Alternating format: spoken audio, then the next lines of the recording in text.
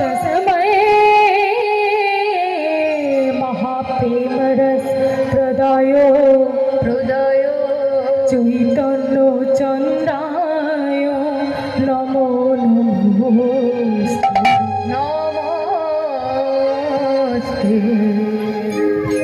जय निताई गौर हरि बोल। এই শ্লোকটি হলো মহাপ্রভুর প্রণাম মন্ত্র। এই শ্লোকটি রচয়িতা হলেন কাশীর একজন বিখ্যাত পণ্ডিত, কিন্তু তিনি মহাপ্রভুকে প্রথমে একেবারে সহ্য করতে পারতেন না, যাকে বলে একদম দু চোখে দেখতেই পারতেন না। কিন্তু মহাপ্রভুর সঙ্গে তিনি যেদিন শাস্ত্র আলোচনায় বসেছিলেন, সেদিন মহাপ্রভুর বদন থেকে একটির পর একটি সংস্কৃত শ্লোকের ব্যাখ্যা বিশ্লেষণ যখন তিনি শুনতে পেলেন, তারপর থেকে তিনি মহাপ্রভুর একজন পরম ভক্ত হয়ে উঠলেন। তিনি আর কেউ নয়, তিনি হলেন প্রকাশানন্দ সরস্বতী পাদ মহাশয়। তিনি প্রথম জীবনে যখন তার মহাপ্রভুর সঙ্গে পরিচয় হয়, তিনি তখন একেবারে মহাপ্রভুকে সহ্য করতে পারতেন না। তিনি মনে মনে ভাবতেন, এই কেমন সন্ন্যাসী রে বাবা, সন্ন্যাসীর ধর্ম কেন এমন হতে যাবে? সন্ন্যাসীর কি ধর্ম? তার ধর্ম হলো যে প্রত্যেকটি গৃহে গৃহে গিয়ে দিব্য জ্ঞান ছড়ানো, তাই না? কিন্তু এ আবার কোন নবীন সন্ন্যাসী? গলায় একটি গাঁদা ফুলের মালা ঝুলিয়ে মেয়ে ভোলানো সাজ সেজে দিন রাত্রি শুধু পথ দিয়ে হেঁটে চলেছে আর হরিবল হরিবল বলছে। এ আবার কেমন সন্ন্যাসী? এ আবার কেমন সন্ন্যাসীর ধর্ম? তো প্রকাশানন্দ সরস্বতী পাদ মহাশয় যেদিন মহাপ্রভুর সঙ্গে সামনাসামনি শাস্ত্র আলোচনায় বসেছিলেন, সেদিন মহাপ্রভুর বদন থেকে একটির পর একটি শাস্ত্র আলোচনা, শাস্ত্র ব্যাখ্যা শুনতে শুনতে মহাপ্রভুর রাতুল রাঙা চরণে প্রকাশানন্দ সরস্বতী পাদ মহাশয় একদম আছাড় খেয়ে পড়ে। যে হায় হায়, এতদিন আমি কি ভুল করেছি? এইরকম একজন মহান ব্যক্তির নামে আমি এতদিন নিন্দা করে বেরিয়েছি।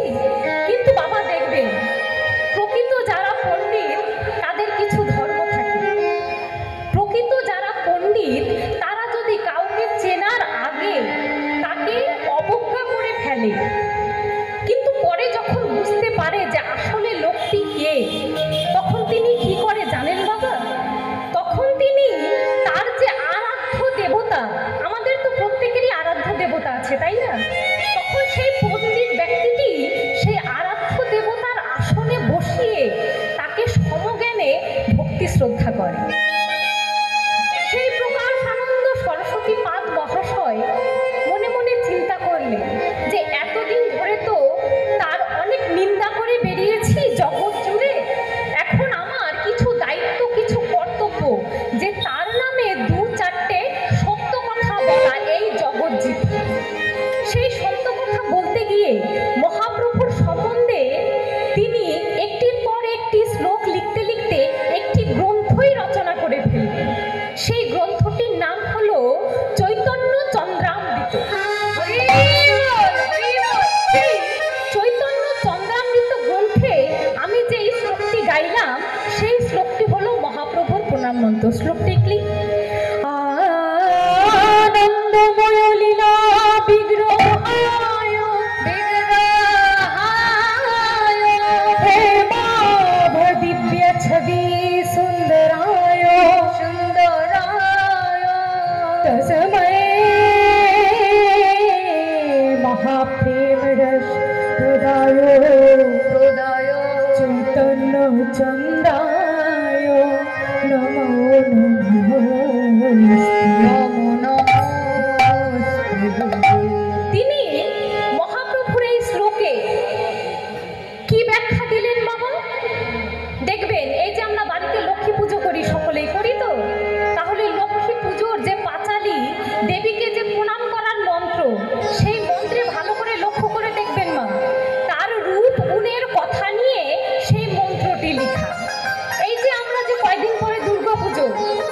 সকলেই তো আমরা অঞ্জলি দিতে যাই না? অষ্টমীর অঞ্জলি প্রত্যেক মায়েরা যাই আমরা। তাহলে সেই অঞ্জলিতে প্রণাম মন্ত্রটি কি?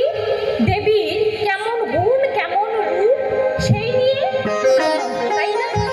তাই প্রকাশ আনন্দ সরস্বতী পাদ মহাশয় মহাপ্রভু কেমন দেখতে, তার কি গুণ সেই নিয়ে মহাপ্রভুর প্রণাম মন্ত্রটি রচনা করলেন।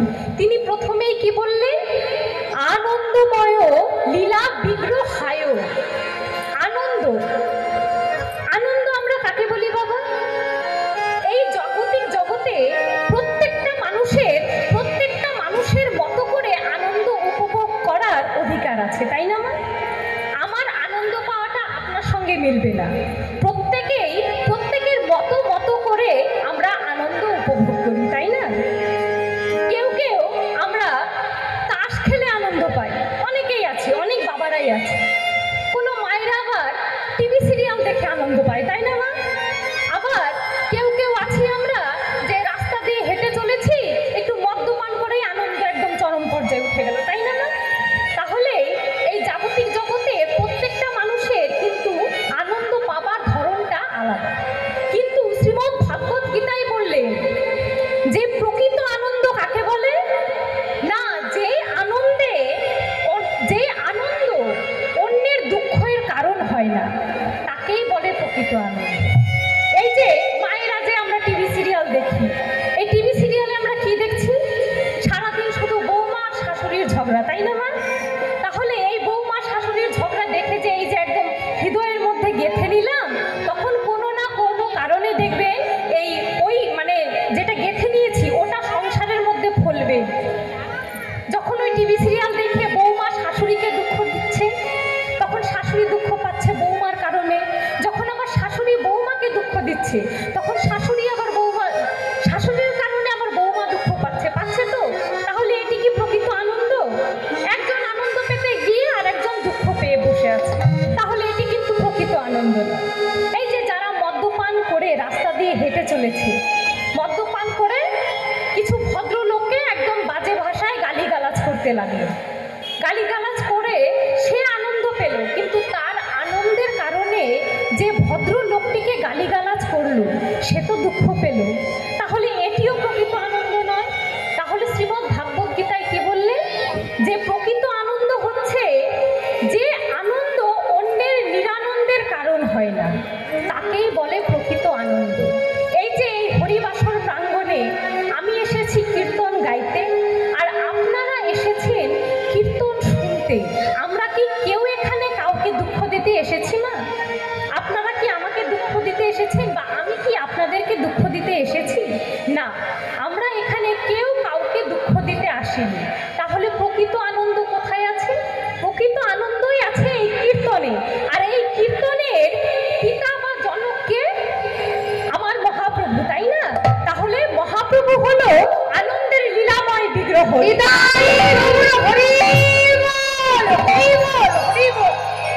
তারপরে শ্লোকে দ্বিতীয় লাইনটি কি বললেন মা? হে মাভো দিব্য ছবি সুন্দরায়ু। হে মাভো মানে হেমযুক্ত আভ। তার গায়ের বর্ণটা কেমন? না, তার গায়ের বর্ণটা হলো সোনার মতো। হে মাভো দিব্য ছবি, তিনি দেখতে কেমন?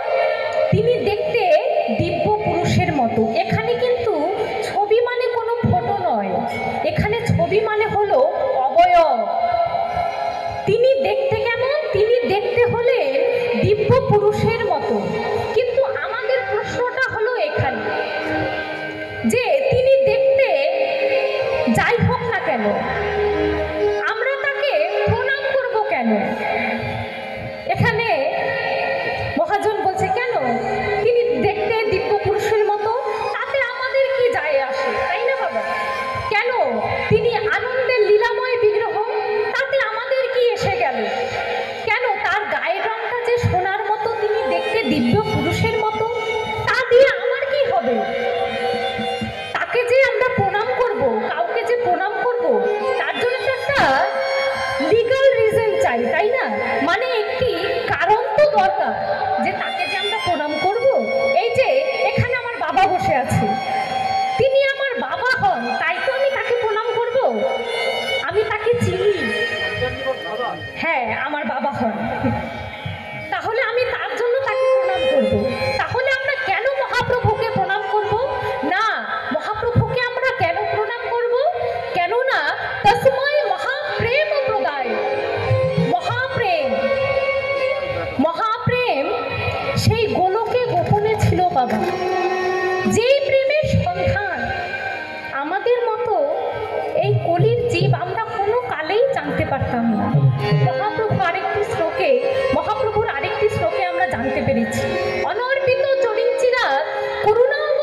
কলৌ সমর্পয়তু উন্নত উজ্জ্বল রসা স্বভক্তি শ্রেয়।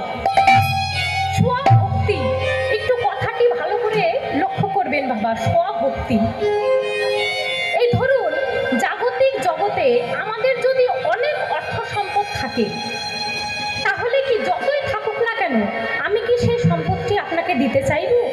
কখনোই না। আমার যতই থাকুক। তাহলে মহাপ্রভু কি করলেন? স্বভক্তি, তার একদম নিজস্ব সম্পদ।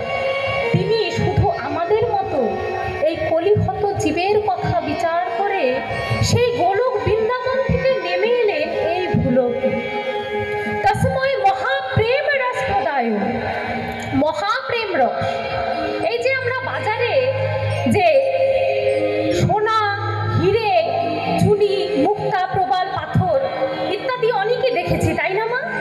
তাহলে এই হিরে, চুনি, পাথর, মুক্তা, এই সোনা সবচেয়ে বেশি কি চকচক করে মা? কি চকচক করে?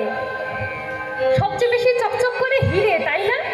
কেননা বাজারে সবচেয়ে সব রত্নের চেয়ে হীরের দামটা বেশি, তাই না বাবা?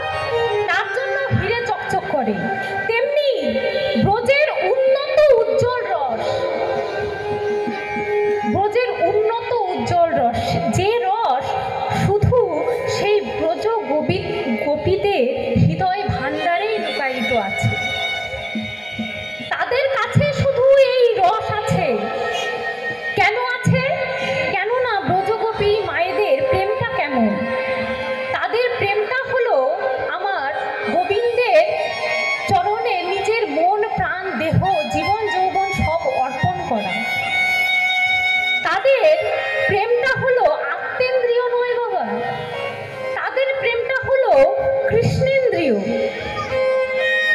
কৃষ্ণ কি পরলে, রাধারানী আমার কি রঙে খোপার ফুল গুজলে কৃষ্ণ খুশি হবেন, প্রাণ গোবিন্দ আমার খুশি হবেন, শ্রীমতী রাধারানী আমার সেই রঙের ফুলই নিজের খোপায় গুজতেন। প্রাণ গোবিন্দ আমার কি করলে খুশি হবে তারা তাই করতেন। তাই ব্রজের উন্নত উজ্জ্বল রস, ব্রজে 5টি মুখ্য রস, তাই না বাবা? কি কি রস? শান্ত, দাস্য, সখ্য, বাৎসল্য, মধু।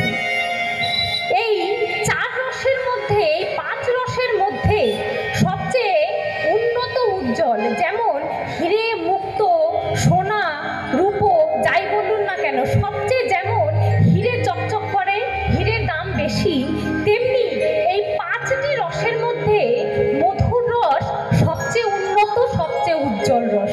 আর সেই উজ্জ্বল রস মহাপ্রভু আমাদের এনে দিয়েছেন বলেই আমরা তাকে প্রণাম করব।